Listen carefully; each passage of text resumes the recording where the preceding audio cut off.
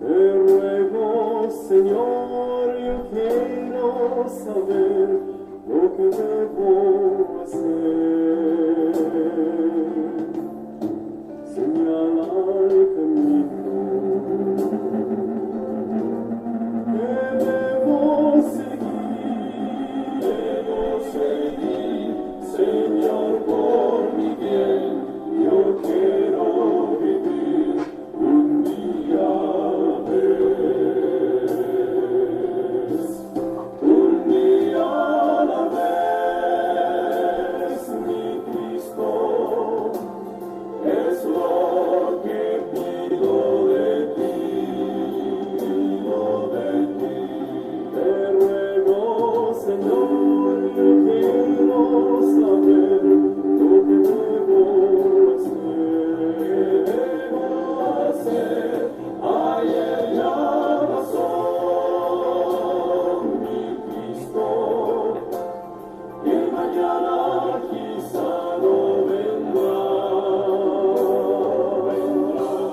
Señor, por mi bien, yo quiero vivir un día a la vez, un día a la vez.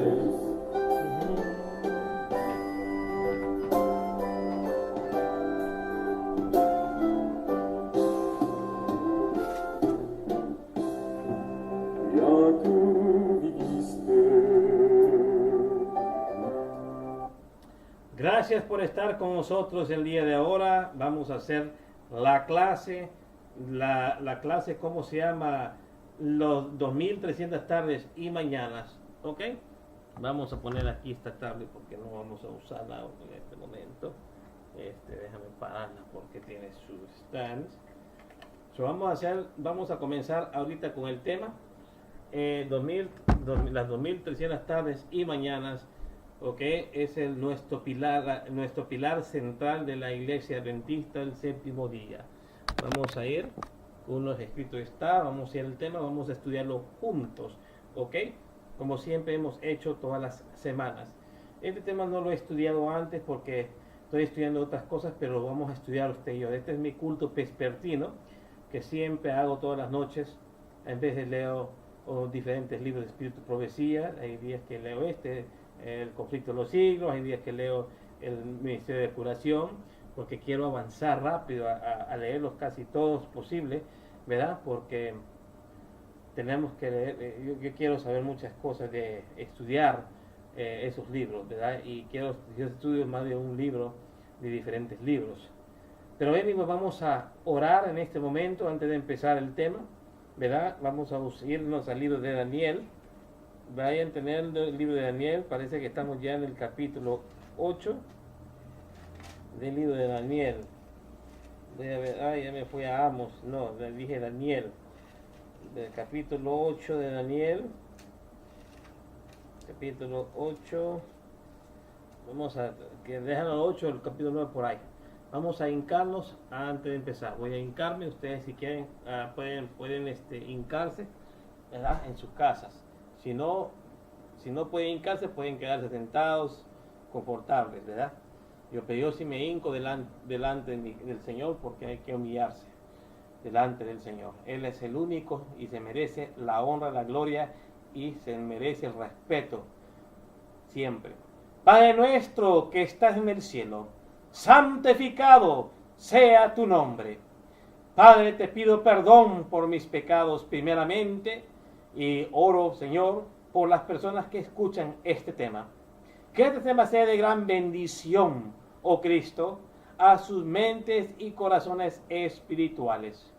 Te pido, Padre Santo, que bendigas a cada oyente, Señor, y a cada familia de cada oyente también.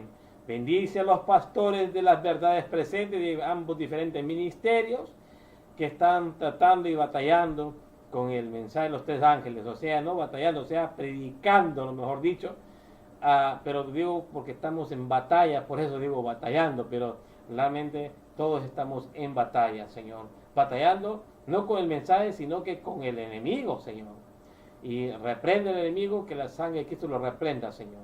Úsame en esta noche, que sean tus palabras, no las mías. En el nombre de Cristo Jesús te lo pido. Amén y amén. Vamos directamente al tema, ¿verdad? Y este tema es largo, me parece, yo creo que largo, corto, no sé, vamos a ver. Sí, vamos a estar aquí por un rato de tiempo, ¿verdad? Porque sí está largo el tema. Ok, lo vamos a hacer en primera parte y segunda parte, ok. Now, la segunda parte lo vamos a hacer porque parece que yo me voy a ir a un campamento y quiero ya descansar de hacer estos videos y comenzar a relajarme porque voy a prepararme para un campamento que vamos a hacer con el templo, con la iglesia, si Dios permite, si Dios quiere, con el templo, con la iglesia que diga. El templo no sale, el templo se queda ahí. Yo digo con la iglesia, me refiero con el grupo de los miembros de la iglesia, pensamos ir a un campamento, ¿verdad? Pues vamos a comenzar con el tema. Estamos en la lección 11, parte 1, 2300 tardes y mañana, parte 1. En los primeros siglos de la historia del cristianismo, millares de cristianos perdieron sus vidas por amor a Cristo Jesús. Durante la Edad Media, durante la historia, después de que Cristo se fue al cielo, siempre han habido mártires, ¿verdad? Y uno de los primeros mártires después de que Cristo se fue al cielo fue Esteban, que lo mataron afuera por el nombre de Jesús, porque estaba predicando y le dijo sus verdades a los judíos, y los judíos se enojaron, rechinaron sus dientes y lo fueron a apedrear. ¿Ok? El primer mártir después por el nombre de Jesucristo fue Esteban. ¿Ok? Estábamos hablando después en el Nuevo Testamento, o sea que Cristo Jesús, después que Cristo fue al cielo. Había otro mártir antes de Esteban, sí, pero eso fue antes de Cristo. Estamos hablando después de Cristo, el primer mártir que murió por el nombre de Jesús fue Esteban. ¿Ok? Ahora, eso está registrado en el libro de los Hechos. Ahora, fueron lanzados a las fieras en el Coliseo romano. Miren lo que, esto es durante la Edad Media, miren lo que pasaba. Fueron lanzados a las fieras quiere decir bestias, animales salvajes, en el Coliseo romano, quemados en plazas públicas o muertos en prisiones sombrías. Satanás perseguía a todos aquellos que osaban compartir el Evangelio de Cristo con otros. Entre ellos encontramos a Esteban, ahí que lo acabo de mencionar, a Pablo, Pedro y otros, pero algo estaba sucediendo. Por eso Esteban es primero, porque él fue el primer mártir, luego está Pablo, y luego está Pedro, y luego otros más. Pero algo estaba sucediendo.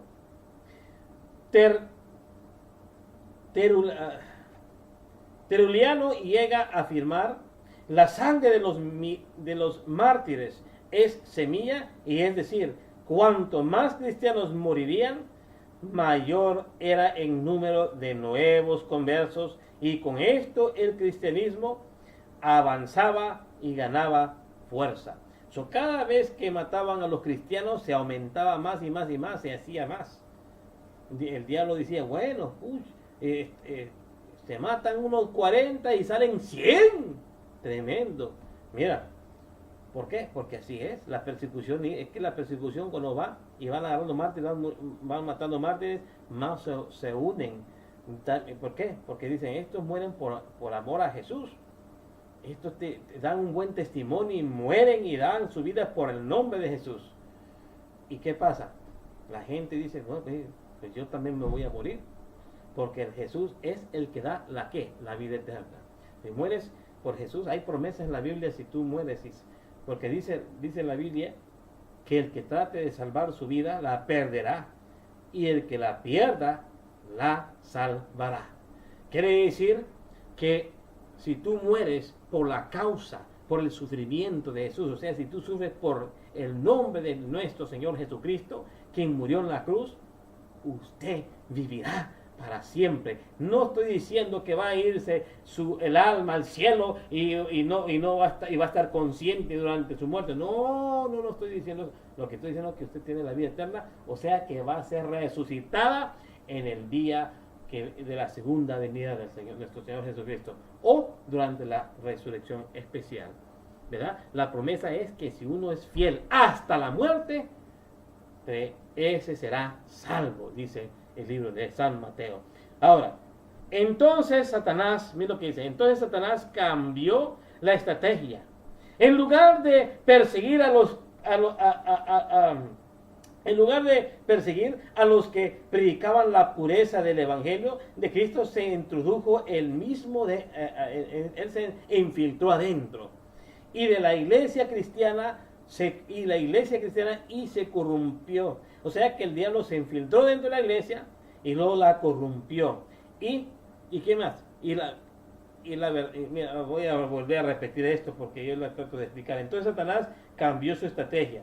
En lugar de perseguir a los que predicaban la pureza del Evangelio de Cristo, se introdujo él mismo dentro de la iglesia cristiana y corrompió la verdadera fe. Eso es lo que quería decir, ¿verdad? O sea, que el enemigo miró que no podía destruir la iglesia, mientras más mataba, más se aumentaba en número los hermanos en Cristo. ¿Y qué pasó? Mejor se infiltró adentro y de adentro la destrozó. Sigamos leyendo la historia. La pureza de la doctrina apostólica dio lugar a las tradiciones y dogmas que vinieron del paganismo. La iglesia cristiana perdió la pureza de su doctrina. Hoy, cuando alguien decide seguir a Cristo, se ve delante de un dilema. Millares de religiones, a todas y cada una enseña ser la verdadera iglesia. Qué tremendo. De cada creencia errónica o otra institución, digamos, diferente, que enseñan diferente y malinterpretan la Biblia, dicen que ellos son los verdaderos. Están engañados por el enemigo. Y no es ellos que tienen la culpa, sino que es el mismo Satanás infiltrado allí, engañando a los hermanos, engañando a las almas. Pero como dice el Señor, tengo otras ovejas en otro redil, y cuando llamo, escuchan mi voz y vienen hacia mí. O sea, que salen al encuentro de Jesús. Eso se refiere que cuando nosotros predicamos la verdad presente y otras gente de otras religiones que son honestas y aman al Señor Jesús y están ahí por ser engañados, escuchan la verdad y se la mostramos con la Biblia, entonces ellos se arrepienten de qué? Se arrepienten y dicen, no, estaba mal, me enseñaron así y no era así, sino que era así, de esta forma. Y si lo mostramos con escritura, nosotros abrimos la Biblia y decimos, mira, aquí dice así, la Biblia dice así, la Biblia dice así, pero sí, dice la Biblia así, pero ellos dijeron que esto no era así, sino que era así. No. A ver, entonces se le enseña. Bueno, entonces, si te enseñaron así, entonces enséñanos tú la evidencia fundamental bíblica y no se pueden defender. Entonces, ¿qué pasa? Como son honestos, dicen, no, pues, tiene razón. La Biblia dice así, así dice, y entonces, ¿sabe qué? Entonces ellos, como son honestos y son almas del Señor, y aceptan la corrección bíblica y se arrepienten y se unen al remanente. O sea, hacen un cambio, ¿verdad? Cuando tú estás en una mentira por un tanto tiempo, que tanto tus pastores que tú amaste, que tú quisiste, te han estado engañando, porque ellos también fueron engañados. No creas que ellos te están engañando porque quieren engañar, no. Sino ellos te engañan porque ellos mismos están engañados también. Ellos mismos están en el error porque a ellos le enseñaron el error. De generación en generación se fue enseñando el error. Y esa gente crecieron en esas iglesias y por tradición o por X razones están en esas religiones falsas. Así es. Yo crecí en la iglesia adventista, pero yo me fui a pasear por otras iglesias a estudiar todas las religiones para ver quién tenía la razón. ¿Y sabes cuál tenía la razón? La iglesia adventista del séptimo día. Fíjate. Porque demostraron en la Biblia que así era y así fue, y entonces yo me convencí y tuve mi convicción. ¿Por qué? La persona honesta que busca del Señor, cuando uno está en las cosas del Señor, hay que estar de verdad en las cosas del Señor. No hay que jugar a la iglesita, no hay que, no. ¿Verdad? Tuve un tiempo yendo a 2 iglesias, hasta que ya el Espíritu Santo me fue apartando, hasta que me quedé en mi iglesia firme, en la creencia, en la fe. No estoy hablando, en la fe adventista estoy yo ahora, como piedra, y ahí nadie me va a mover, ¿verdad? Ahora, sigamos leyendo. Voy a ver dónde está. La profecía de 2300 tardes y mañana. La pureza, la apostólica, tradicional. Ok. La profecía de los 2300 tardes y mañanas, queridos hermanos, que hoy estudiaremos, habla de 2 acontecimientos. Número 1 es en la tierra el surgimiento de la iglesia remanente, restauradora de la verdad de Dios, la cual fue pisoteada por el cuerno pequeño en Daniel 8:12 y Isaías 58 versículo 12. O sea, voy a volver a repetir en la nota. La nota dice, de la lección, dice, la profecía de los 2300 tardes y mañanas, que hoy, en esta noche, estudiaremos, habla de 2 acontecimientos. 1, en la tierra, el surgimiento de la iglesia remanente, restauradora de la verdad de Dios, la cual fue pisoteada por el cuerno pequeño de Daniel 8:12 y de Isaías 58 versículo 12. Número 2, en el cielo se inicia el juicio investigador, el juicio de investigación o investigador, como le quieran llamar, y cuando termine el cuerno pequeño, será finalmente destruido y el reino dado a los santos del Altísimo, que está registrado en Daniel capítulo 7 versículo 18 y versículo 27. Por favor, mis hermanos, tome su Biblia y comencemos nuestro estudio de hoy. Tomen nota de todas las citas que les voy a dar, y cuando tomen nota, vayan ustedes por ustedes mismos para que agarren y pídenle primeramente la guía del Espíritu Santo. Cuando ustedes tomen nota de las citas que les voy a dar, mis queridos hermanos y oyentes, ustedes tomen nota, y antes que reestudien el tema que les voy a presentar ahora, porque vamos a estudiarlo usted y yo juntos, por favor, ore y ayune, o ore y que tenga la mente abierta, porque es necesario que lo haga de esa forma. ¿Ok?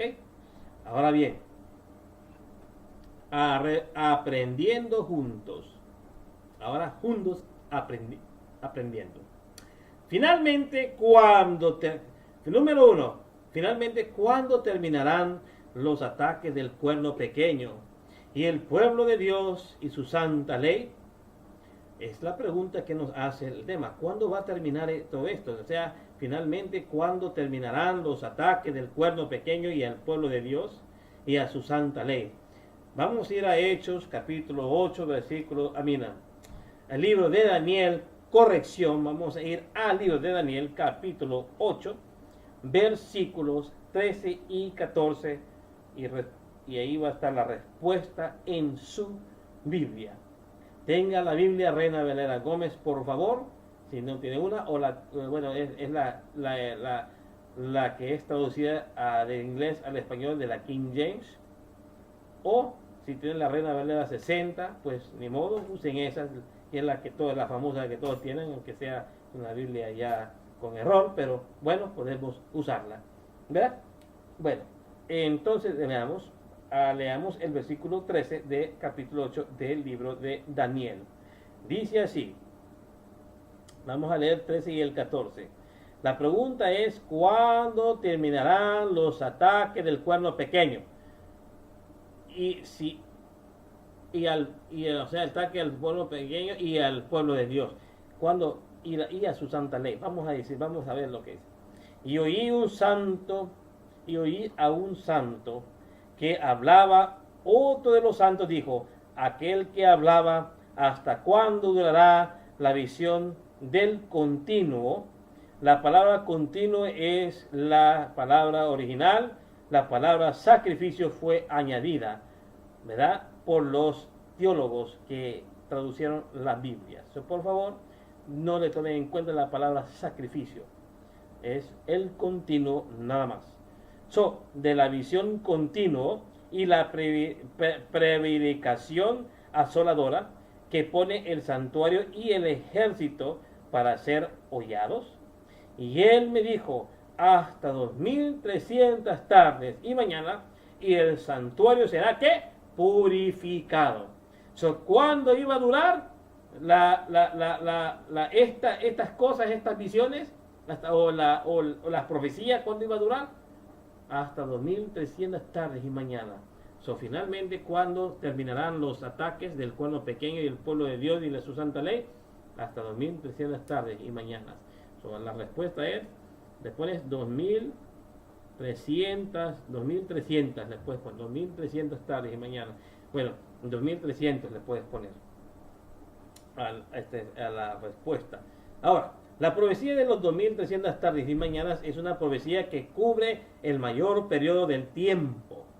En la Biblia, la expresión tarde y mañanas está tomada del libro de Génesis, donde Dios,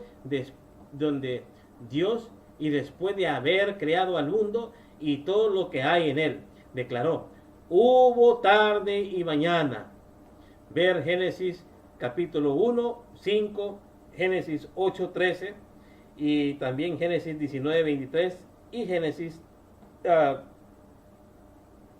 capítulo 1 de Génesis con el versículo 5, versículo 8, versículo 13, versículo 19, versículo 23 y versículo 31. Entonces, esta expresión significa un día de 24 horas. Cuando habla un día y la mañana, se trata de un día supuestamente literal, ¿no? ¿Verdad?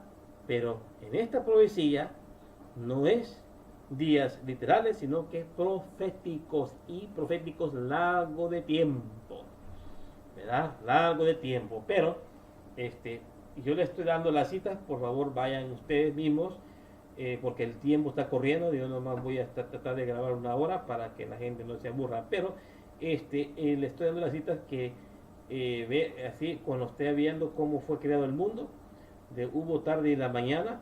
Eso está registrado en el libro de Génesis, cuando Dios creó el mundo y a esta tierra la creó el primer día y después la tarde, o sea, lo que hizo es tarde y mañana. Vamos a leer un ejemplo. Vamos a ir a Génesis capítulo 1, versículo 5, solamente voy a leer, los demás ustedes lo pueden leer. Cuando tomen la nota, ustedes lo pueden estudiar ustedes mismos, las citas que yo les dé, ¿verdad? Porque quiero ir avanzando el tiempo. Estos temas son demasiado largos. Yo no quiero estarlos durmiendo tampoco, ¿verdad? Pero que el Espíritu Santo los mantenga despiertos. Vamos a ir al capítulo 1 de Génesis, versículo 5. Y miren lo que dice aquí. Y llamó Dios la luz día, las tinieblas llamó noche. Y fue la tarde y la mañana el primer día. Tarde y mañana. Ahora, ese es un ejemplo, y hay más ejemplos, por eso les di más citas. Lean el versículo 8 que dice aquí: y llamó Dios el firmamento cielos, y fue la tarde y la mañana el segundo día. ¿Va? Ahí está, tarde y mañana. La palabra tarde y mañana es la palabra clave. ¿Ok? Ahora vamos al 13. Y fue la tarde y la mañana el tercer día. Ahí está. El tercer día, tarde y mañana. Ahí está. Ahora vamos al 19. Miren que dice aquí. Y fue tarde y mañana el cuarto día. Vaya, ahí tarde y mañana. Ahora vamos a ir al 23 y al 31. Y dice, y fue la tarde y la mañana, día quinto. Y ahora vamos al 31. Y dice el versículo 31. Y vio Dios todo lo que había hecho, he aquí que era bueno en gran manera. Y fue la tarde y la mañana el día sexto. Ahí está todos los días de la creación, todos los 6 días de la creación. El séptimo él lo descansó y después de descansarlo lo santificó y, y quedó guardado. Dios lo tuvo que guardar primero para darle el ejemplo a quién, a Adán y a Eva. ¿Okay? Y después de que él descansó y se ocultó el sol el día séptimo, él lo bendijo y lo santificó y lo hizo. Porque él tuvo que reposar todo ese día de toda la creación que hizo y hasta que se oscureció, ya él ya lo había hizo el séptimo día y porque lo reposó, lo santificó y lo bendijo. Ese día es santo, hermanos. Tenemos que guardarlo porque es un día santo y lo tienes que guardar por amor a Cristo. Si usted dice que ama a Cristo, ay, que lo obedece y todo, hay que guardar ese día. A mí no me venga con cuentos ni con fábulas y me diga que es de los judíos porque no había judíos. Adán y Eva no eran judíos porque no había descendencia judaica todavía en ese tiempo. ¿Okay? No había raza judía, eso ellos guardaban el sábado. Y pues, ay, es que no hay evidencia en la Biblia que le haya ordenado Dios que guardar el sábado, porque ya lo estaban haciendo automáticamente. Recuérdese que la ley de Dios fue escrita en la mente y el corazón de la persona que fue creada perfecta. Cuando Adán y Eva fueron creados perfectos, no con defectos, ¿ok? Entonces, como fueron hechos perfectos, la ley estaba escrita no en tablas, porque no era necesario, porque estaban escritas aquí, en la mente y en el corazón de la persona creada, la perfecta ser. Y así quedó, toda la ley de Dios está grabada en nuestras mentes y en los corazones de cualquier ser humano. Por eso ellos cuando hay gente que son endemoniadas, que matan gente y no sienten remor, porque eso ya están avanzados en las drogas y todo eso, ¿no? Pero una gente normal, humilde, aunque crean en Dios o no crean en Dios, ellos saben de que matar es malo, no matan, saben, sienten con una conciencia, con una remordación si matan a una persona o accidental matan. A veces la gente mata a una persona por accidente, sin querer, queriendo un carro o algo, y eso pasa. O tal vez una persona se atravesó enfrente del carro y uno pues no se fijó y se pasó llevando a la persona y ahí se esperó y la persona muere. Se siente mal uno, ¿por qué? Porque la ley de Dios, o sea, los mandamientos, los 10 mandamientos están escritos en la mente y en el corazón de la persona. Automáticamente se siente, nomás de que ellos no saben lo del sábado porque no han leído la Biblia, pero al explicarles, si se arrepienten de sus pecados, al explicarles la ley, entonces ellos ya quieren obedecer. ¿Por qué? Porque está aquí y aquí. Y se obedece por amor a Cristo, automáticamente. La ley escrita siempre en el corazón de las personas. Y eso va a ser otro tema. No quiero desviarme del tema porque siempre eso me pasa a mí, ¿verdad? Pero es porque el Espíritu Santo me usa y hay que hablar lo que el Espíritu Santo lo ponga aquí y aquí. Ahora bien, vamos a rezar el tema. Domingo ya estaré mañana, ¿ok? Ahora bien, ¿por qué hablé mucho de esto? Me salí del tema. Porque habló del día de la mañana y habló del sexto día, por eso. Discúlpenme. Vamos a regresar otra vez a Daniel. Ahora, entonces era expresión significativa de un 24 horas. Now, en lecciones anteriores ya vimos el principio de la interpretación profética día por año, ¿ok? Porque en las lecciones anteriores hemos explicado eso. Now, este principio enseña que un día profético equivale a un año literal. ¿Ok? Vamos a repetir lo mismo. Las lecciones anteriores ya vimos que el principio de la interpretación profética día por año, este principio enseña que un día profético equivale a un año, literal. ¿Ok? Ahora, vamos a ver números 14, 34 y Ezequiel 4, 5 y 6. Si quieren tener la confirmación, ahí les estoy dando la cita de que un día en profecía, un día es un año en profecía. Ahí está registrado en el libro de números 14, 34 y el libro de Ezequiel 4, 5 y 6, que no voy a ir yo a buscar esa cita porque quiero avanzar, pero le estoy dando la cita bíblica para que ustedes lo estudien por ustedes mismos y lo miren y lo buscan. Yo creo que ya explicando esos temas de la vez pasada, en las lecciones anteriores, hemos leído esos versículos. De esta forma, la purificación del santuario, la cual habla Daniel, solo concurría después de haber pasado los 2300 tardes, o sea, años literales, mejor dicho. Ahora bien, eso quiere decir, mis hermanos, que esto, cumplimiento de la purificación del santuario, tenía que pasar después de 2300 años literales, ¿ok? Eso, tomen nota de eso y tómenlo aquí con las antenas arriba, ¿ok? El santuario terrenal. El santuario terrenal, vamos a explicar lo que es el santuario terrenal. Ya descubriremos la profecía de Daniel 8:14. Habla de un periodo de 2300 años, después de los cuales el santuario será purificado. Now, preciamos entender ahora qué es el santuario y qué significa su purificación. Ahora, número 2. ¿Cuál fue la orden de Dios a Moisés después de la salida de Egipto en Éxodo 25:8? Vamos a ir al libro de Éxodo porque esos sí son textos importantes y debemos leerlos juntos. Es muy importante que leamos la orden de Dios a Moisés en el libro de Éxodo, capítulo 25, versículo 8. 25, versículo 8. Aquí vamos. Dice así: y me hagan un santuario para que yo habite entre ellos. ¿Para qué van a hacer el santuario? ¿Por qué Dios quiso que Moisés hiciera el santuario? Porque él quería morar entre su pueblo. ¿Ok? Él quería morar entre su pueblo. Por eso es. Ahora, dice así: y que me hagan un santuario para que yo habite entre ellos. Ahí está la respuesta. ¿Cuál fue la orden de Dios? Que le hicieran un santuario. Que vamos a poner la respuesta aquí. Voy a tomar nota. Que le hagan un santuario para morar entre su pueblo.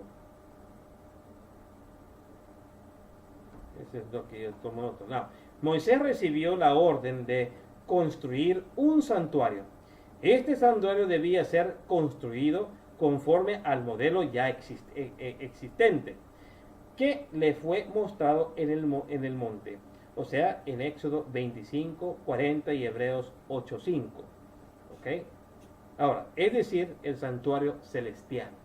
Ahora bien, quiere decir que el santuario que hizo Moisés, le voy a tener una explicación corta, y esto yo sé que el tema aquí lo explica, pero yo lo quiero explicar también yo. Now, ¿por qué Dios le mandó a hacer este santuario a Moisés? Para que él viviera entre su pueblo. ¿Ok? Ahora Dios quiere morar entre nosotros, claro que sí.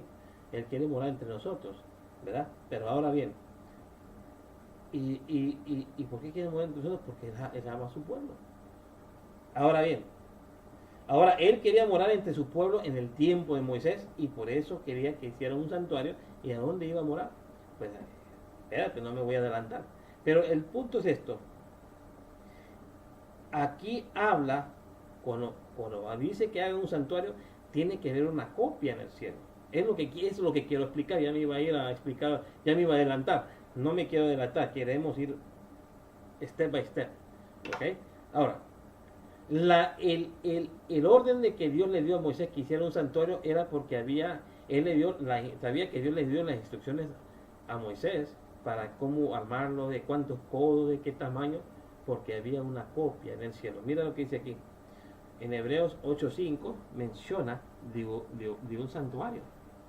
Y ese santuario que menciona Hebreos 8, versículo 5, está en el cielo. Vamos a ir a 25, vamos a Éxodo 25:40. Primero vamos a hablar del santuario terrenal, que está en Éxodo 25:40, y dice así: y mira, y hazlos conforme a su modelo, que he sido mostrado en el monte.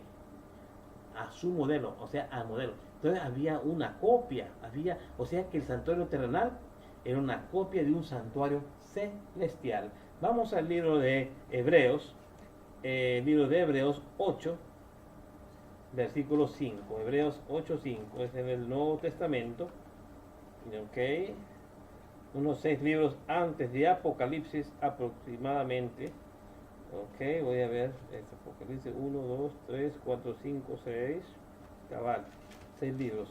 Ahora vamos a ir a capítulo 8, versículo 5, libro de los Hebreos, 8:5, y mire lo que dice aquí: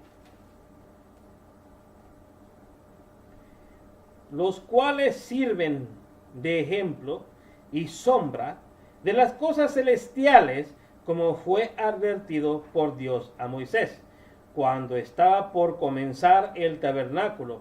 Mira, dice, haz todas las cosas conforme al modelo que te ha sido mostrado en el monte. O sea, otra vez muestra aquí en Hebreos, en el libro de Hebreos, muestra lo mismo que dice en Éxodo 25:40. O sea, que el escritor de los Hebreos, yo creo que fue Pablo, si no me equivoco, él vuelve a escribir esto. ¿De dónde sacó esta información Pablo cuando escribió esta información? Si no me equivoco, que Pablo fue escribió el Hebreos, claro, me imagino yo que sí. Ahora bien, ¿de dónde sacó el escritor de Hebreos esta información? Pues tenía que agarrarlo del Torá.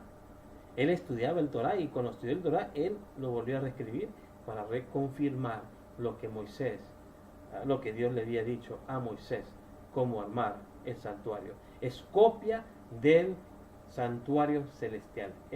O sea, el santuario terrenal es copia del santuario celestial. ¿Por qué? Porque Dios tenía el original ya armado, y Él lo formó, y Él sabía las medidas y todo cómo tiene que ir. Y se le dio las instrucciones ¿a quién? A Moisés. Y conforme a lo que Dios le dijo a Moisés, así lo armó Moisés, con las órdenes y los planos que le mostró Dios a Moisés. ¿Ok? Bueno, siempre hubo un santuario. Este es el principal tema de la Biblia. En el Pentateuco, los 5 primeros libros de Moisés, 45 capítulos están dedicados al tema del santuario. En los libros de los profetas, otros 45 capítulos también tratan de este tema. En los demás libros de la Biblia existen cerca de 150 referencias al santuario. Se cree que los salmos fueron escritos y recopilados para ser los cánticos utilizados en la adoración del santuario. En la adoración del santuario, en el libro de Apocalipsis, está estructurado sobre la base del santuario. Este libro posee 7 divisiones, y cada una de ellas se inicia con una escena en el santuario celestial. Las epístolas describen a Jesús como sacerdote, sumo sacerdote, propiciatorio y ofrenda, y otras palabras. El santuario es el centro del pensamiento de los escritores bíblicos. ¿Ve? Siempre que escribe algún teólogo como Pablo, Lucas o Juan, siempre mencionan el santuario. En toda la Biblia aparece el santuario, toda la Biblia desde el principio hasta el final. O sea, en Éxodo aparece el santuario. ¿Por qué? Dios le dio los planos a Moisés. Pero sí se menciona el santuario en toda la Biblia, como dice aquí en la nota, ¿verdad? Los servicios del santuario. Vamos a ver cuáles son los servicios del santuario en breve. Dice, el santuario trabaja de 38,000 levitas. Primera de Corintios 23, versículo 3. Ahora, 288 eran cantantes. Primera de Corintios 25, versículo 7. 4,000 músicos. 4,000 porteros, corrección. 4,000 porteros. Primera de Corintios 23, versículo 5. Y 6,000 oficiales y jueces, y todavía los sacerdotes, que se dividían en 24 turnos. En 1 Corintios 24, versículo 1. Todos ellos trabajaban para hacer posible la mediación y el perdón de los pecados del pueblo de Israel. Cada sacerdote tenía su función de interceder por el pecador que llegara con su corderito para su perdón de pecado. El sacerdote le ayudaba a colocar, o sea, que el pecador le ayudaba al pecador ponerlo sobre el altar, y el que mataba el corderito era el pecador, porque ese corderito lo perdonaba a él de su pecado, o sea, representaba a Jesucristo como cordero. Ese era el significado del santuario, de las matanzas de los animalitos para el perdón de pecados o ofrendas. Porque en vez le hacían una ofrenda al Señor matando un animalito también. Hay diferentes formas de rituales en el santuario terrenal. Uno de perdón de pecado o otra ofrenda. Cuando Dios le pedía, tráeme una ofrenda, y ya traía la ofrenda, era un corderito o un chivito, que era una palomita, lo que sea, y lo mataban, lo sacrificaban para Dios. Pero el verdadero significado del corderito significaba a Cristo, el cordero inmolado. Ahora bien,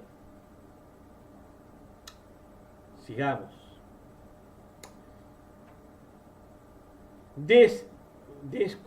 Descubriremos a continuación dos servicios básicos realizados en el santuario, y el servicio diario y el servicio anual. El servicio diario, ofrendas por los pecados. Ahora, 3. ¿Cuántos corderos morían cada día en el santuario? Vamos a ver cuántos corderos morían en el santuario. La pregunta es, ¿cuántos corderos morían cada día en el santuario? Vamos a ir a Éxodo 29, libro de Éxodo 29, por favor.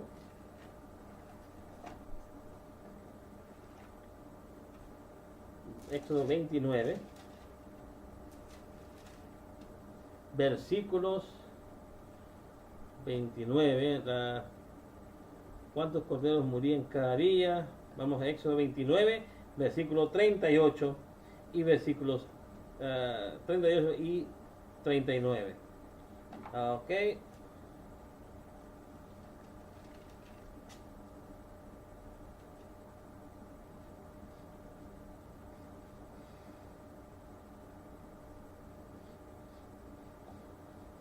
Y esto es lo que ofrecerás sobre el altar cada día: 2 corderos de un año. Mira lo que dice: esto es lo que ofreceréis sobre el altar cada día: 2 corderos de un año continuamente, y ofreceráis un cordero a la mañana, y el otro cordero ofrecerás a la caída de la tarde.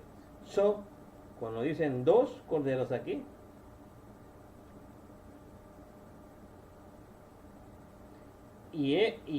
eso es lo que ofrecerá sobre el altar cada día: 2 corderos continuamente, 2 corderos 2 corderos de un año continuamente, dice. Ok. Y después ofrecerás un cordero por la mañana, ahí ya son 3 corderos. Ok.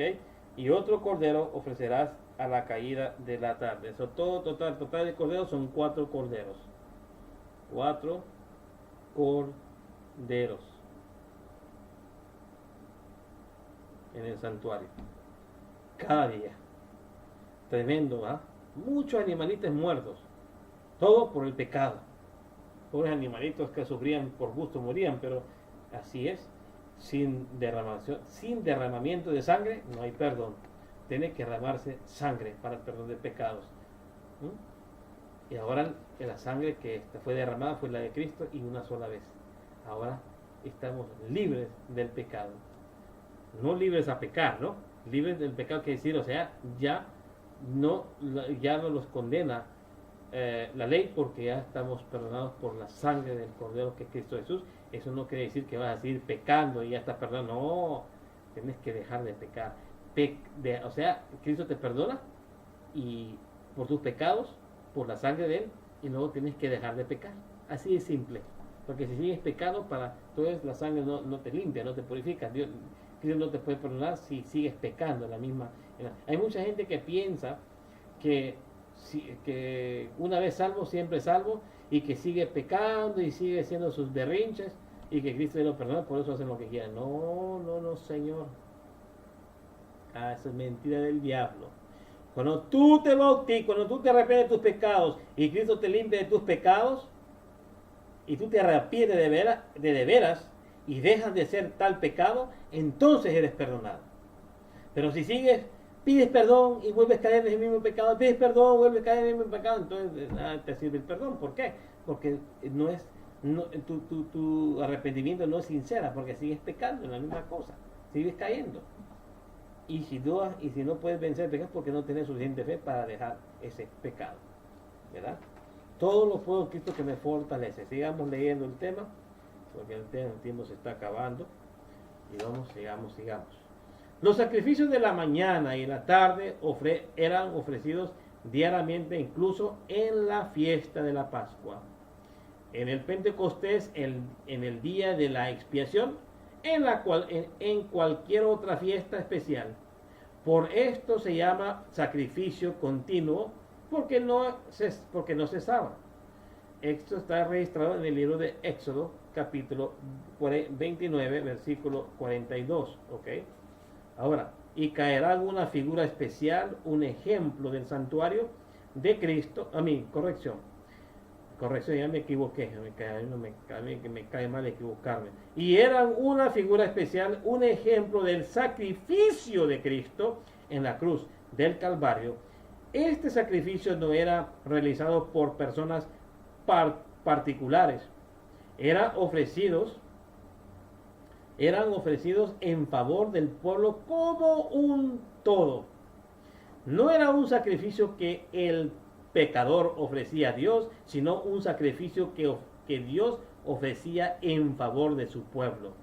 Esto era un beneficio especial para los pobres, quienes no poseían animales para sacrificar, y para los israelitas que por ventura o desventura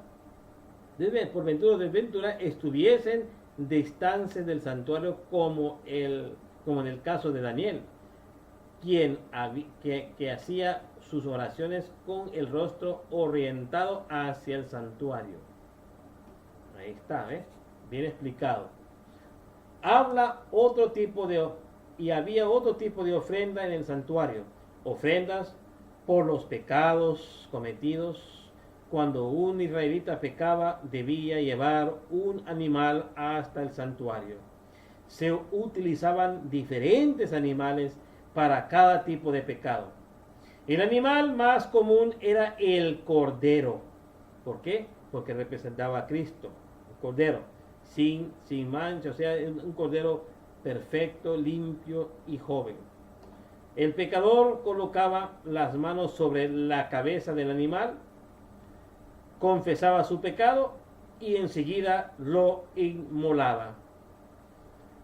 El sacerdote tomaba la sangre de la ofrenda y la llevaba dentro del compartimiento del santuario llamado lugar santo. En algunos casos, la sangre de las ofrendas debían ser salpicada en la cortina que separaba los compartimientos, el lugar santo y el lugar santísimo, y también era colocada sobre los cuernos del altar del incienso. Eso está registrado en el libro de Levítico, capítulo 4, versículos 5 y el 7, para que ustedes vayan en la Biblia ustedes y lo lean por ustedes mismos.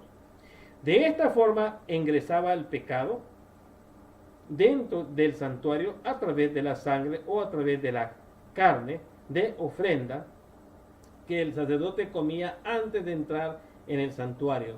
Así el santuario recibía los pecados diarios. De esta forma era contaminado. Por esta razón necesitaba una purificación. Lo que explica aquí en Levíticos, o lo que explica aquí en esta nota, es de que el santuario, cada vez que pedían perdón las personas, llevaban su holocausto, su corderito, luego el sacerdote tenía que comer de la carne del sacrificio, pero tenía que sacarle toda la sangre, que tenía que dejar toda la sangre fuera, porque nadie puede comerse un animal con sangre en aquel entonces, y ni ahora, hoy en día. Ahora la carne no se debe comer, punto, porque él ya no. Pero el sacerdote comía la carne porque era un símbolo.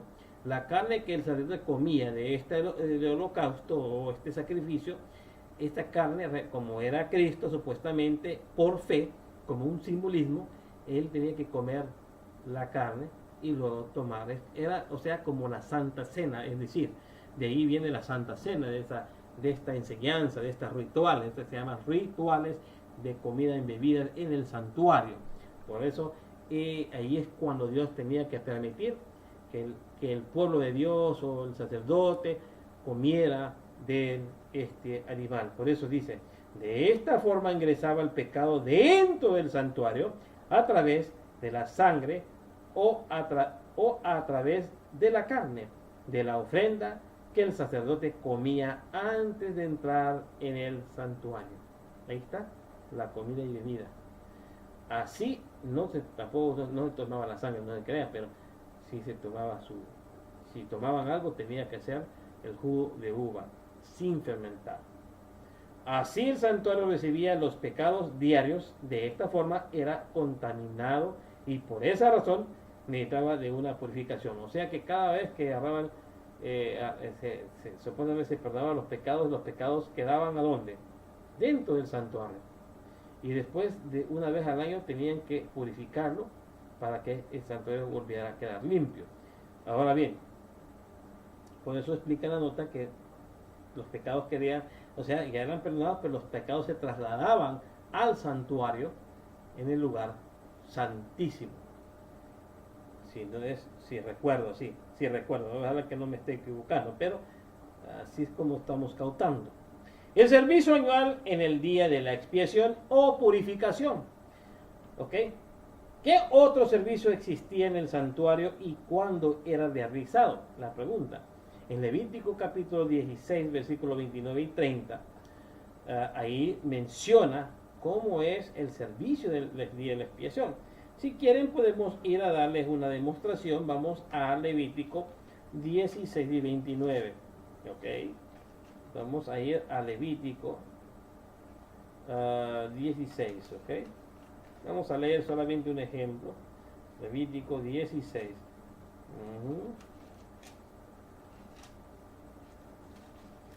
Levítico 16.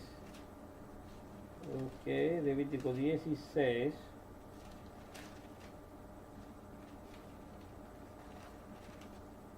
Levítico 16. 29 y 30.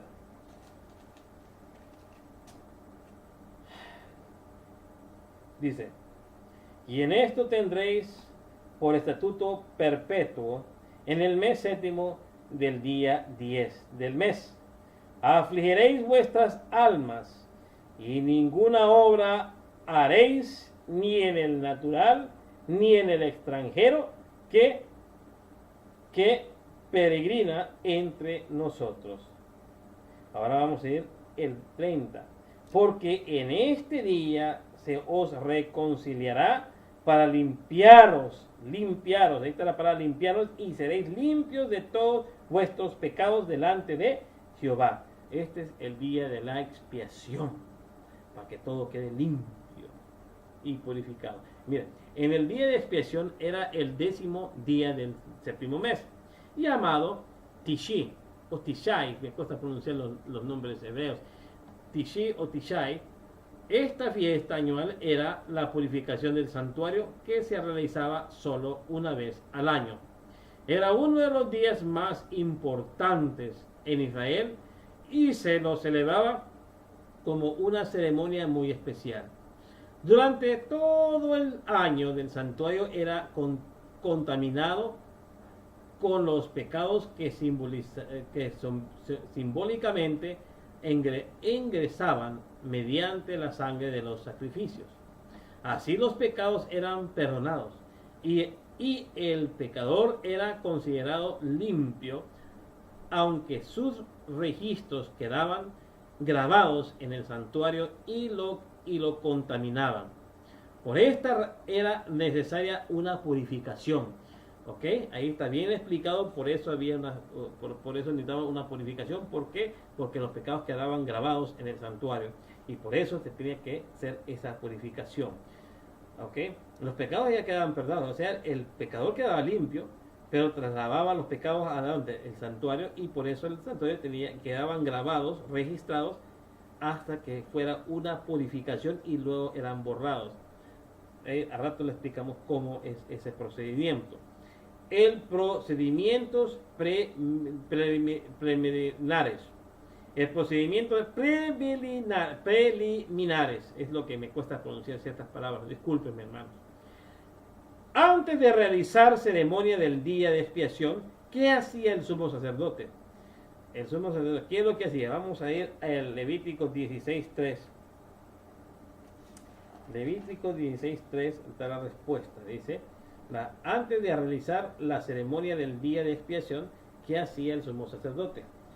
Levítico 16:3 dice aquí, dice aquí 3. Con esto entrará Aarón en el santuario con un becerro para expiación, un carnero para holocausto. O sea, habían dos tipos de sacrificios. Uno, un becerro y el otro era un carnero. Fíjense bien el tipo de animal que se está mencionando aquí, el carnero, ¿ok? Eran como dos. Ahora vamos a ir al versículo 4.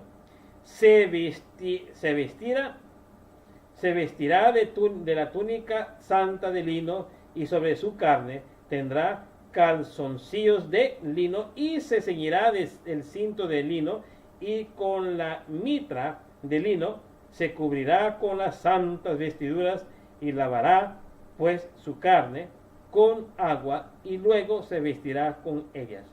O sea que el sacerdote tenía que vestirse, lavar su cuerpo y luego ponerse las vestimentas de sacerdote para la purificación del santuario. ¿Ok? Eso es lo que tenía que hacer. Vamos a ir al 11 al 14. Y dice así, el 11 hasta el 14. Y hará llegar, 16, 11 al 14, vamos a leer ya.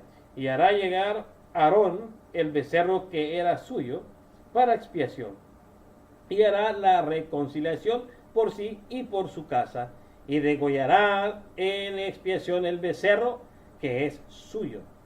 Después tomará el encenario lleno de brasas de fuego del altar delante de Jehová y sus puños llenos de incienso aromático molido y lo meterá dentro del velo y pondrá el incienso sobre el fuego delante de Jehová y la nube del incienso cubrirá el propiciatorio que está sobre el testimonio para que no muera.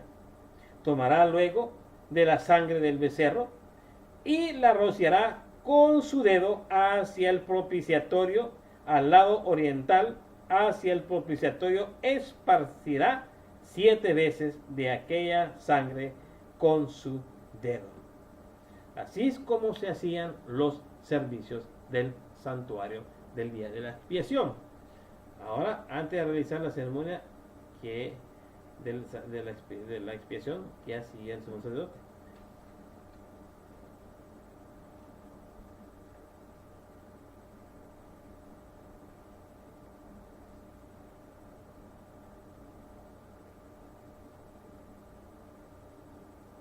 un becerro.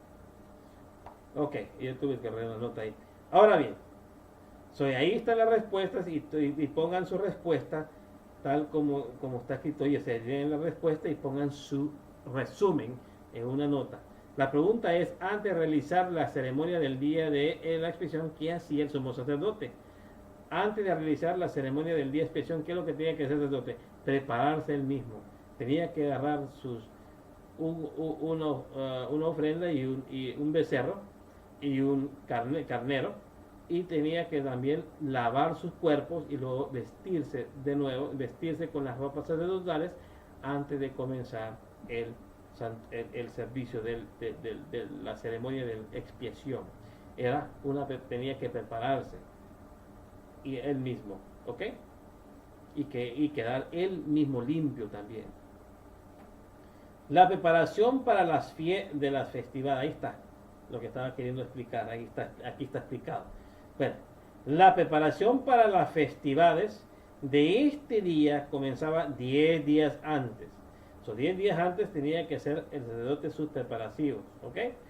Esos eran días de arrepentimiento destinados a operar un cambio en el corazón.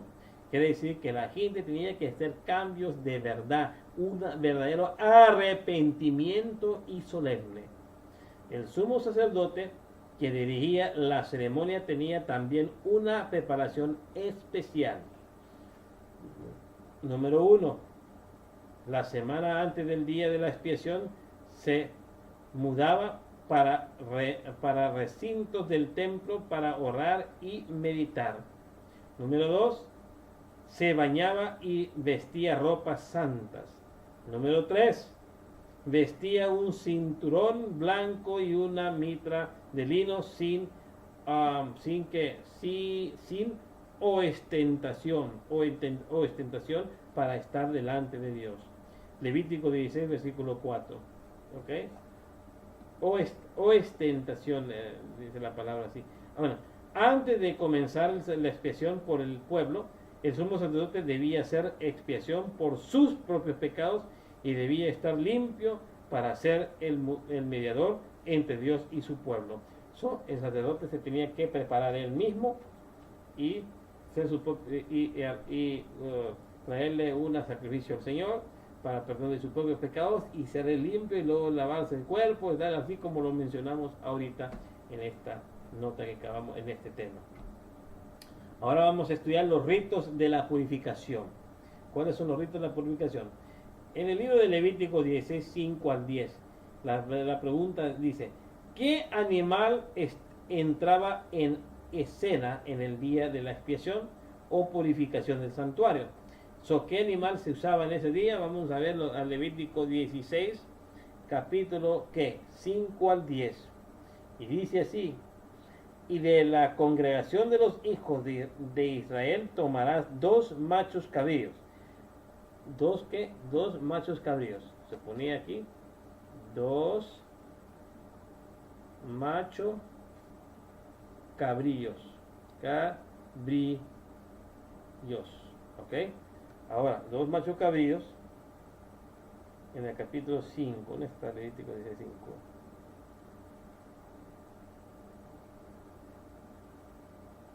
16:5? Ok, la congregación de los hijos 5 al 10. Bueno, y de la congregación de los hijos de Israel tomarás 2 machos cabríos para expiación, un carnero para holocausto. Y Aarón ofrecerá el becerro de la expiación, que es suyo, y hará reconciliación por sí y por su casa. Y después tomará 2 machos cabríos y los presentará delante de Jehová y a la puerta del tabernáculo de la congregación. Echará suertes Aarón sobre los 2 machos cabríos, una suerte por Jehová y otra suerte por el macho cabrío de escapatoria. Y Aarón hará traer el macho cabrío, sobre el cual cayere su suerte por Jehová, y lo ofrecerá en expiación.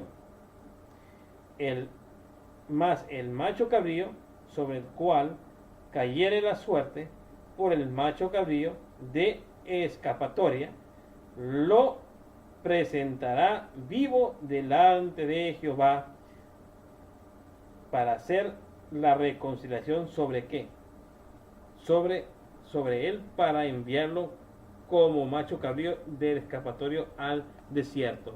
Este macho cabrío representaba a qué, al diablo, a Lucifer, ¿ok?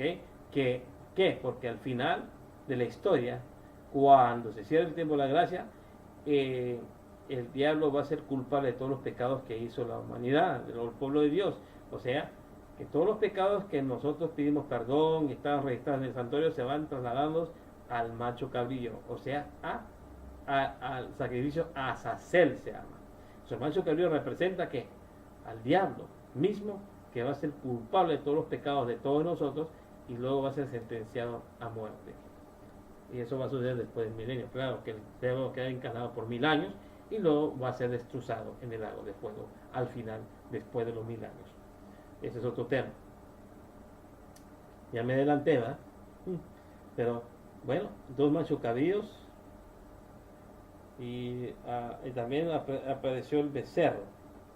Voy a poner becerro. Becerro. Ahora bien, ¿qué animales salían allí?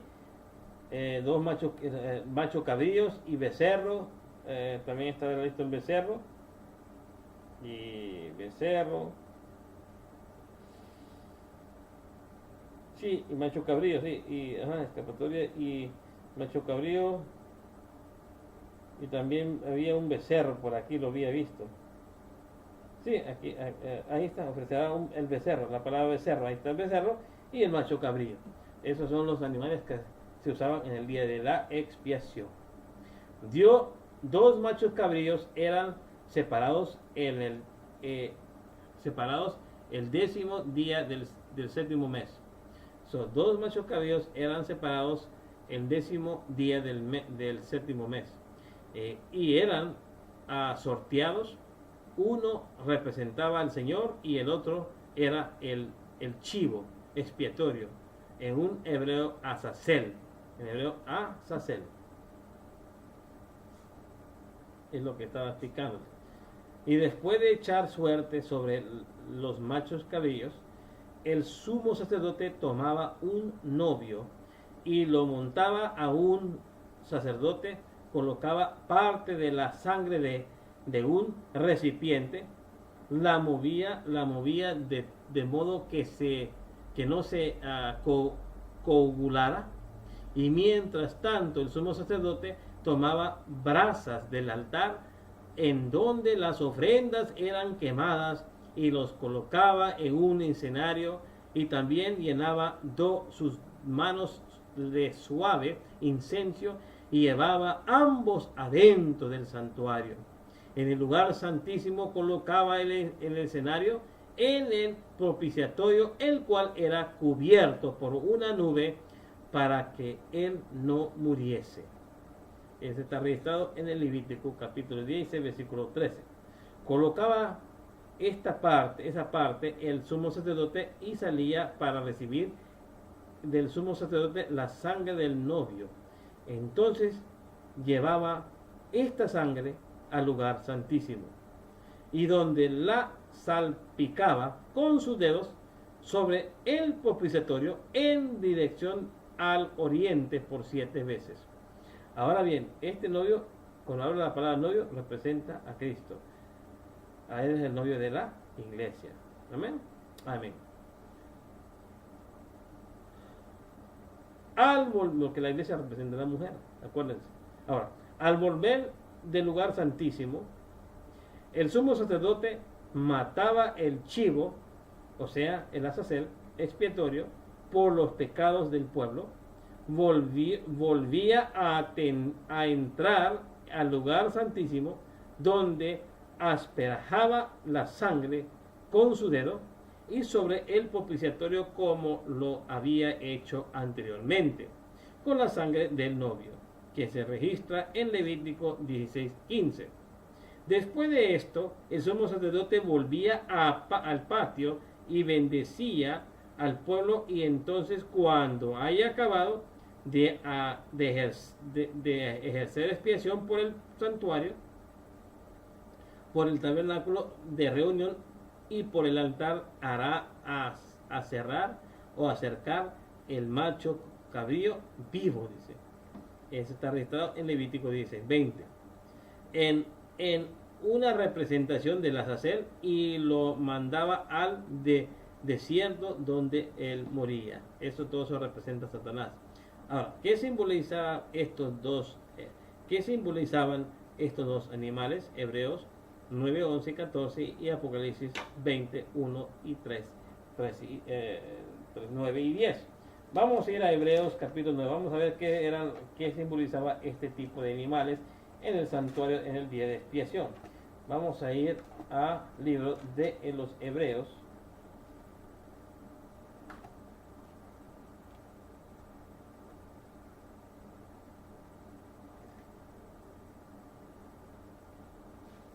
One, two, three, four, five, six.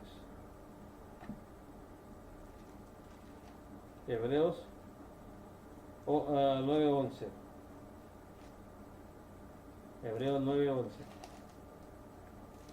Hebreos capítulo 9, 11. Dice así: 11 al 14. Y dice: y estando ya presente Cristo, sumo sacerdote de los bienes que habían de venir por el más amplio y el más perfecto tabernáculo, no hecho de manos, es decir, no de esta creación. O sea, está hablando de un tabernáculo, de un santuario que no está hecho en esta tierra, sino que está hecho de las manos del mismo Dios.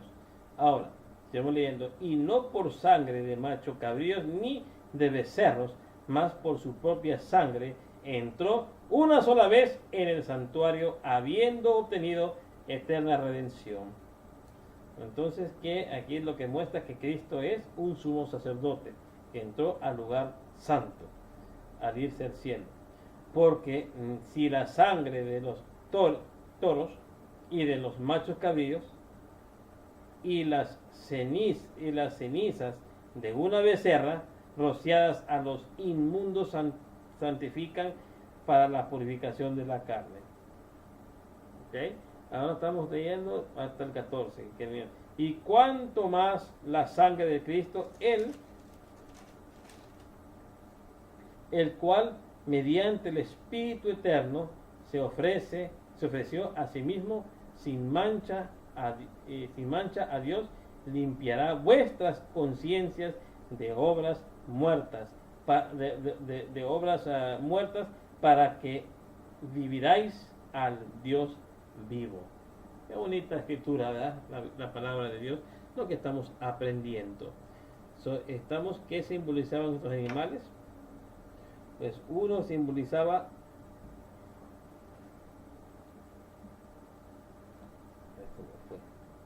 ¿dónde está? Ya me voy. ¿Dónde está? Ciertamente todo sacerdote se preparaba. Que Hebreos. Me equivoqué otra vez. 9. Sí, aquí está. Mas estando ya presente Cristo, sumo sacerdote de los bienes que habían de venir por el más amplio y más perfecto tabernáculo, no hecho de manos, es decir, no de esta creación, y no por sangre de machos cabríos ni de becerros, mas por su propia sangre entró una sola vez en el santuario, habiendo obtenido eterna redención. Porque ni la sangre de los toros, de los machos cabríos, ni las cenizas de una becerra rociadas en el inmundo santifican para la purificación de la carne, cuanto más la sangre de Cristo, el cual mediante el Espíritu Eterno se ofrecía a sí mismo sin mancha a Dios, limpiará vuestras conciencias de las obras muertas para que sirváis al Dios vivo. Esto lo que simbolizaba estos animales era el sacrificio de Cristo, y el otro representaba a Satanás. voy a poner el cordero, yo le pongo representa a Cristo. Eso es un símbolo, como símbolo. Y luego el otro macho cabrío representa a Azazel. ¿Ah? Azazel, que es el diablo mismo, el diablo. ¿Ok? Que el diablo va a estar presionado por 1000 años. Vamos a ir a Apocalipsis, capítulo 20, 1 al 3. Apocalipsis 20, Apocalipsis 20, el 1 al 3. Ya me estoy cansando, que ya es noche, ya me atrasé. Voy a terminar, voy a acelerar más ahorita, aunque ya el tiempo se me está acabando. 20, me atrasé porque me llamaron por teléfono, ya me atrasé. Vamos a ir 20 rápido, 20, versículo 1, 3. Vamos a ver, 1, 3 dice así. 1, 20 del 1 al 3. Vi un ángel descender del cielo que tenía la llave del abismo y una cadena grande en su mano, y prendió el dragón, aquella serpiente antigua que es el diablo, Satanás, y le ató por 1000 años, y lo arrojó al abismo y lo encerró, y lo puso sellos sobre él para que no engañase más a las naciones hasta que los 1000 años fuesen cumplidos.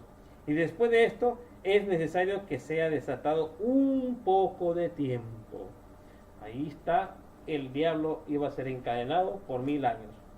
Quiere decir que el cabrito, el macho cabrío de Azazel, eso es lo que representaba el diablo, o sea que iba a ser soltado al desierto a morir, y lo mismo va a ser el diablo. Ahorita el diablo va a estar en el desierto solo, encadenado por 1000 años, y luego morirá.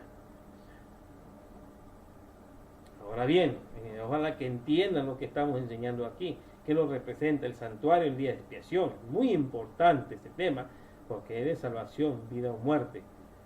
Las personas que no entienden o no aceptan esta enseñanza están perdidos. Esta es tu chance. No deseches esta enseñanza, porque es bíblico y te lo estamos estando en la Biblia. El santuario simboliza la redención del ser humano por medio de Jesucristo, su sacrificio que él hizo en la cruz. Ahora bien, sigamos. El macho cabrío representaba al Señor, el cual moría el día de la expiación. El macho cabrío representaba, el macho cabrío, bueno, sí, el macho cabrío que representaba al Señor, el cual moría en el día de la expiación, es un símbolo de Cristo, quien vino al mundo para morir por los pecados de la humanidad. Eso está registrado en el libro de Isaías 53, versículo 7 y 1 de Juan 1, 29. Yo dije macho cabrío representa a Satanás, pero es porque así lo leí yo, ¿verdad? Pero había otro que representaba al Señor, era un cordero. Pero aquí, bueno, yo lo estoy explicando correctamente ahorita. Pero sigamos con el tema. No importa, el punto es que eso es lo que significaba el símbolo del macho cabrío, el macho cabrío, o sea, el chivito, los animales, los holocaustos del perdón de pecado simbolizaban a Cristo. Yo digo que el cordero, pero siempre se usaba también otras ofrendas, porque depende que el pecador, si era pobre, usaban una paloma. Eso, ahí está. Pero bueno, ese es otro tema. Sigamos. En Apocalipsis 13:8 también está otro ejemplo de lo que estamos hablando. La purificación del santuario era una ilustración de las 3 fases del ministerio de Cristo: a sacrificio, sustituto, mediación sacerdotal y juicio final. El chivo, el chivo expiatorio, aquí está al revés. Ahora ponen al chivo, que es el cordero, al revés, pero bueno. El cordero, el macho cabrío, lo voy a poner yo,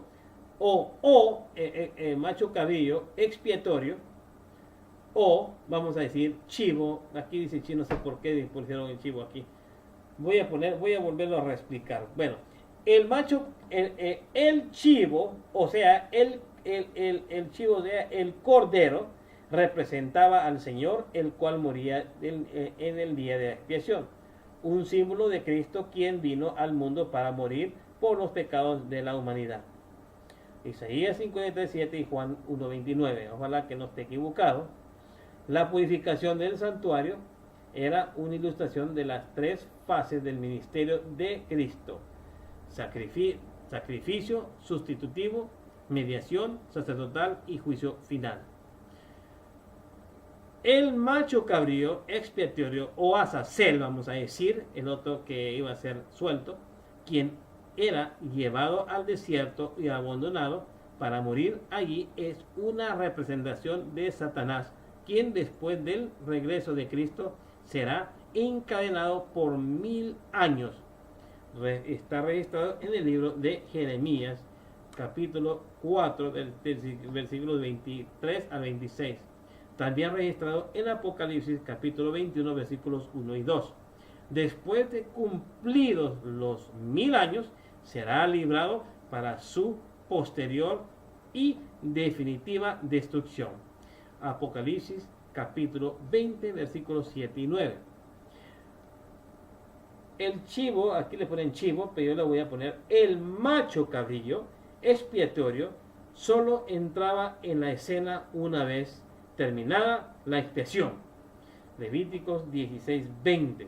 Vamos a ir a Levíticos 26:20. Yo quiero asegurarme qué animalito es, porque parece que yo aquí en mi Biblia me dice otro animal, pero vamos, porque en vez que yo no sé qué versión usaban estas personas para hacer este bonito tema, por eso hay que corregir ciertas cosas, porque hay veces hay errores y hay que corregir siempre los errores, ¿verdad? Vamos a ver lo que dice la Biblia. Vamos a ir a Levítico 16:20. Levítico 16:20. Esto es lo que me atrasa a mí siempre, estar corrigiendo estos pequeños errores. Los humanos cometemos errores en vez de eso, no hay problema. Vamos a corregir esto, si es. Vamos a doble chequearlo también, es bueno doble chequear, ¿verdad? Porque estos temas ya tenía tiempo de no darlo y se nos olvida un poco, y es bueno refrescar la memoria. So, vamos a ver lo que es 16:20. 16:20, ¿dónde estás? Ahí está, Levítico 16:20.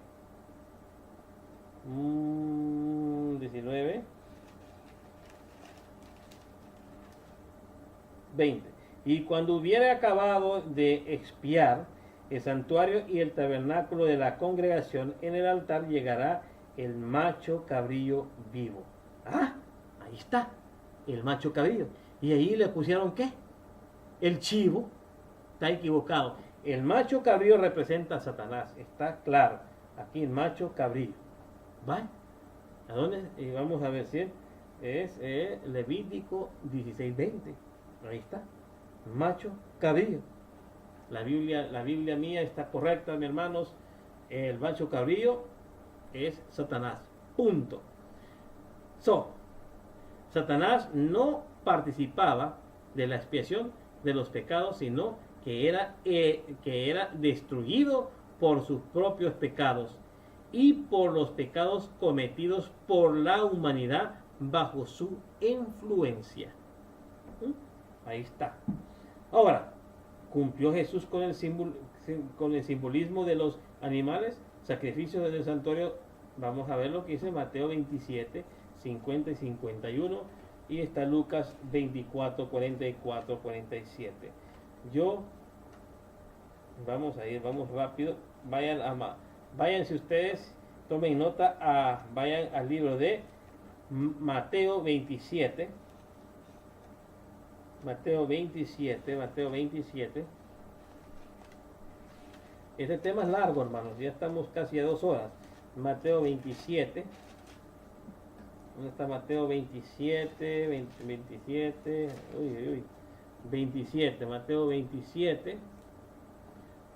Vamos a ir al versículo 50 al 51. 27, 50 al 51. Rapidito, por favor. aquí 50 a 51. Vamos a ver lo que dice la palabra de Dios. Y dice así: mas Jesús, habiendo otra vez clamado a gran voz, entregó el Espíritu. He aquí el velo del templo se rasgó en dos, de arriba y abajo, y la tierra tembló y las piedras se partieron. La pregunta es que si Cristo cumplió con su deber. La respuesta es sí. Y ahí está otra respuesta en Lucas 24, 44 al 47. Ustedes lo pueden leer por ustedes mismos. Todos los sacrificios del santuario estaban direccionados a mostrar la salvación por la fe y instruían al pueblo de Dios acerca del terrible carácter del pecado. Y señalaban el medio elegido por Dios para terminar con el pecado, es decir, el sacrificio del Hijo de Dios. 1 de Juan 1:29. Y cuando Jesús murió en la cruz, el velo del templo que separaba el lugar santo, el lugar santísimo, se rasgó de arriba y abajo, indicando el fin de todo el sistema de sacrificios de animales que por miles de años habían anunciado la muerte del Hijo de Dios. ¿Qué sucedió con el santuario terrenal? O sea, el santuario terrenal ya no se practica. Ya ¿qué pasó? Se desapareció. Bueno, siguieron los judíos con sus rituales. Pero vamos a la respuesta. Mateo 24, es 24, 1 y 2. Dice así: y cuando Jesús salió del templo, vinieron sus discípulos para mostrarles los edificios del templo. Y Jesús les dijo: ¿no veéis todo esto? De cierto digo, que no quedará piedra sobre piedra que no sea derribada. ¿Qué sucedió con el santuario terrenal? Fue destruido. Fue destruido. Ahora, la trayectoria del santuario terrenal. El santuario terrenal fue centro de adoración del pueblo de Dios durante siglos. La primera tienda fue construida por Moisés por orden divina, que está registrado en Éxodo 25, versículo 8. Este tabernáculo o tienda móvil, era móvil porque se movía, se trasladaba a diferentes lugares, era móvil, viajaba con el pueblo por el desierto en dirección a Canaán. Algunos estudiosos creen que durante ese periodo de 40 años de peregrinación por el desierto, el tabernáculo fue cambiado o restaurado 41 veces. Cuando finalmente llegaron a Canaán, el tabernáculo fue establecido definitivamente en Silo, que se encuentra en el libro de Josué, versículo 18, versículo 1. Cuando David llegó a ser rey, después de que Dios le concedió la victoria sobre sus enemigos, sintió el deseo de construir un lugar digno de ser la morada del Altísimo. Según de Samuel 7, 1 y 2. Pero por el hecho de haber sido un hombre de guerra, Dios no le permitió edificar el templo y comendó la labor a su hijo Salomón, registrado en el libro de los Primera de Reyes, capítulo 6, donde lo puede estudiar ustedes mismos, todo lo que se está presentando aquí. Siglos después, este mismo templo fue reformado por Herodes y desde entonces era llamado Templo de Herodes. Fue este el templo que Jesús visitó y del cual dijo: no quedará piedra sobre piedra, que está registrado en Mateo 24, 1 y 2. Esta profecía de Cristo se cumplió en el año 70 después de Cristo, cuando la ciudad de Jerusalén y el templo fueron destruidos por orden de Tito, el emperador romano. Ahí donde fue destruido el templo. Ahora, ¿De, de qué santuario se habla en Daniel 8:14? Bueno, se habla del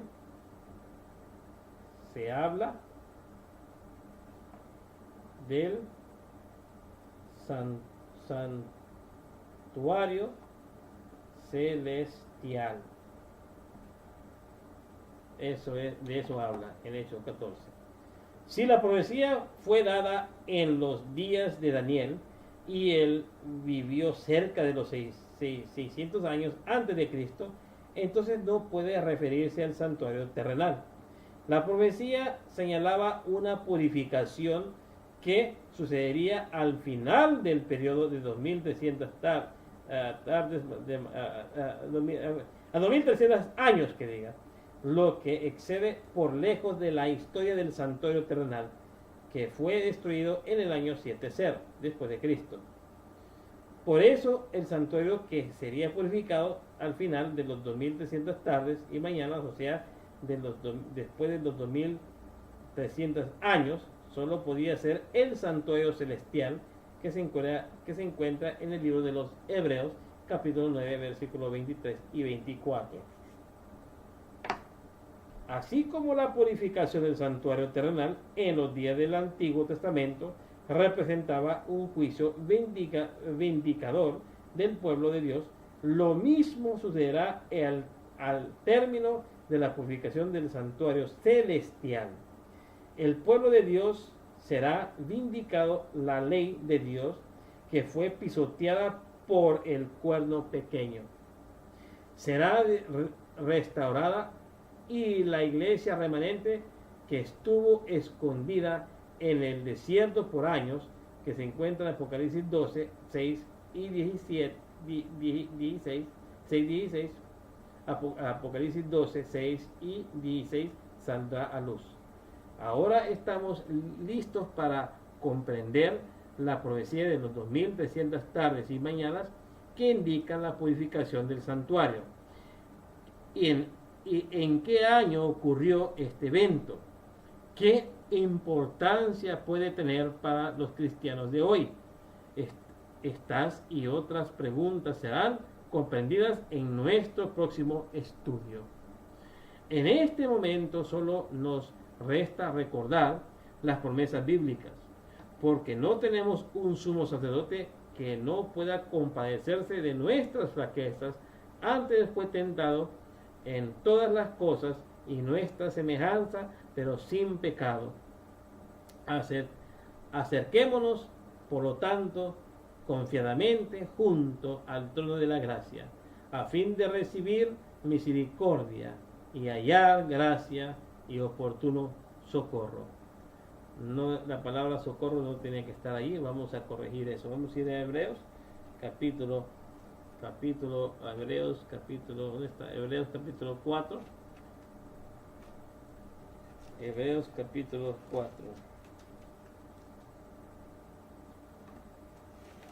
Esa palabra socorro no es mala interpretación. Ok, vamos a ir al capítulo 4, versículo 15 y 16. Aquí está. Porque no tenemos sumo sacerdote que no pueda compadecerse de nuestras flaquezas, sino uno que fue tentado en todo según nuestra semejanza, pero sin pecado. Aquí es lo que muestra la naturaleza de Cristo, que fue tentado en todo, quiere decir que no, él nació con un cuerpo pecaminoso, un cuerpo de la simiente de David, después de la caída de Adán y Eva. Quiere decir que la naturaleza del cuerpo de Cristo era pecaminosa, o sea, él podía haber caído en pecado, pero nunca cayó en pecado porque fue fiel. Él decidió ser fiel hasta el final. Así como Cristo, que tenía un cuerpo como el de nosotros, y venció toda tentación, y nunca pecó, y era inocente, él da el ejemplo que tuvo victoria sobre el pecado. Así nosotros también, nosotros ya pecamos, ya cometimos errores, pero al conocer a Cristo y dejar que Cristo muere en nuestros corazones por medio del Espíritu Santo, nos da el poder y la fe que podemos tener nosotros en Él, que dejaremos de pecar y llegar a ser perfectos como Él es perfecto. O sea, no hay que creerse perfecto, no te digo, hey, hazte perfecto y quédate, no, no. Dios mismo va a ver, va a mirar y va a mirar tu mente, va a leer tu mente y tu corazón y va a decidir si eres perfecto o no. Porque Él conoce los corazones y la mente de las personas. Nosotros tenemos que pedirle al Señor que nos dé la fuerza y la victoria sobre el pecado y Él nos dará la victoria sobre el pecado. Y te lo digo porque yo he tenido la victoria sobre muchos pecados que cometía y que no podía parar de pecar cuando no tenía a Cristo en mi corazón. Y cuando Cristo entró en mi corazón, Él me dio y me dijo, tus pecados son perdonados y no peques más. O sea, la Biblia enseña en toda la Biblia que Jesús, cuando perdonaba los pecados de los enfermos y sanaba enfermos, decía, tu fe te ha salvado, vete y no peques más, o tú por tu fe fuiste sanado, vete y no peques más. O sea, siempre utilizaba esa frase, vete y no peques más, quiere decir que tenía que dejar de pecar. ¿Ok? Este versículo nos muestra que Jesús fue tentado en todo. Mira, porque no tenemos un sacerdote que no pueda compadecerse de nuestras flaquezas, sino uno que fue tentado en todo según nuestra semejanza, pero sin pecado. O sea, si Jesús no tuviera un cuerpo como el de nosotros, digamos, como la simiente de David, ¿verdad? Que era de la simiente de David o de la linaje de Abraham, vamos a decir, o después de la caída de Adán y Eva, claro, o sea, esa era su naturaleza del cuerpo. Si él no tuviera ese, digamos que Jesús tuvo un cuerpo perfecto, sí, sin pecado, claro, y era antes de la caída de Adán, entonces ¿para qué iba a ser tentado? Si era, ¿de qué chiste iba a tentarlo un diablo? De no, pues este es Dios, este tiene poderes, no, ¿para qué lo voy a tentar? Ni siquiera lo había tentado en el desierto cuando él estaba ayunando y cuando el diablo se le apareció y decía, ve, mira, mira, todo esto te voy a dar si tú me adoras a mí, te daré todo ese reino. ¿Y qué le dijo el Señor? Lo reprendió, o sea, estaba tentándolo en el desierto cuando él estaba ayudando por 40 días. ¿Ok? Entonces, si el diablo lo tentó, porque él tenía el cuerpo de pecado corrupto, pero él nunca pecó porque decidió ser fiel a Dios. Él tuvo victoria sobre el pecado. Ahora, acerquémonos pues confiadamente al trono de la gracia para alcanzar misericordia y hallar gracia para el oportuno socorro. Ah, pues sí, está bien. Está bien, yo pensé que sí, el oportuno socorro, este está bien.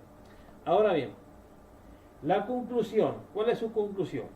Ya que usted estudió el santuario, ¿cuál va a ser su decisión? Después de aprender el maravilloso sacrificio de Jesús en la cruz por usted, en su cumplimiento de toda la simbología del santuario terrenal, donde el inocente moría por el pecador, deseo tomar las siguientes decisiones. ¿Cuál va a ser su decisión, hermanos? Su decisión va a ser aceptar a Cristo como mi Salvador personal y decidir mi vida por Él. O sea, si usted va a decidir seguirle fiel a Cristo, pues ponga ahí en su papel, yo voy a serle fiel, aceptar a Cristo como mi Salvador o como sumo sacerdote de mi Salvador, y póngale ahí que usted lo acepta, como una nota. Y el siguiente, y ir por fe a los pies de Jesús y implorar perdón y gracia y todas las veces que caiga en pecado. Cuando usted caiga en pecado, tiene que ir a donde? A Jesús para pedirle perdón. Pero no peque cada rato. ¿Ok? Digamos, si usted resbalaría o pecaría ignorantemente, pero no quiere decir que usted va a estar pecando todos los días, fornicando y yendo a fiestas y borracha. No estoy hablando de eso. Comparte todos mis familiares y amigos de la grandeza del amor de Jesús y los planes maravillosos el que tiene para cada uno de sus hijos. Recuerden, mis hermanos, que la próxima semana este weekend, el otro semana no voy a hacer ningún video hasta que venga del campamento. O sea que voy a tomar unas vacaciones de grabar videos de YouTube para alistarme para irme al campamento que voy a ir con la iglesia la próxima semana. Voy a ya cerrar esta clase, esta sesión, y pronto vamos a la segunda parte de esta clase. Ya hemos concluido parte de las 2300 tardes y mañanas, parte 1. Ahora sabemos que los 2300 tardes y mañanas en profecía es técnicamente 2300 años. ¿Ok? Ahora ya estamos preparados para recibir la siguiente clase. Voy a cerrar y vamos a orar. Padre nuestro, vamos a hincarnos y cerramos. Padre nuestro que está en el cielo, santificado sea tu santo nombre. Te doy las gracias por esta noche, Señor, que ha estado con nosotros. Te pido perdón por todos mis pecados y ofensas, y perdona los pecados de cada quien que escuche este tema. Y Señor, que este tema haya sido de bendición a los que hayan escuchado este tema, que sean santificados, o sea, que sean eficaz en su vida espiritual. En el nombre de Cristo Jesús te lo pido. Amén.